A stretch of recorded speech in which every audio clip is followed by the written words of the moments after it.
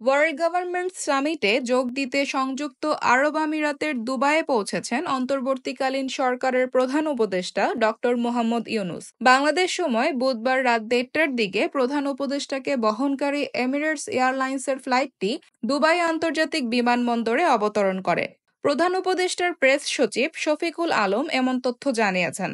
তিনি বলেন, এ সময় পররাষ্ট্র উপদেষ্টা তৌহিদ হোসেন, সংযুক্ত আরব আমিরাতে বাংলাদেশের রাষ্ট্রদূত তারেক আহমেদ এবং ঢাকায় আমিরাতের রাষ্ট্রদূত আবদুল্লাহ আলী খাসাইফ আল হামুদি উপস্থিত ছিলেন।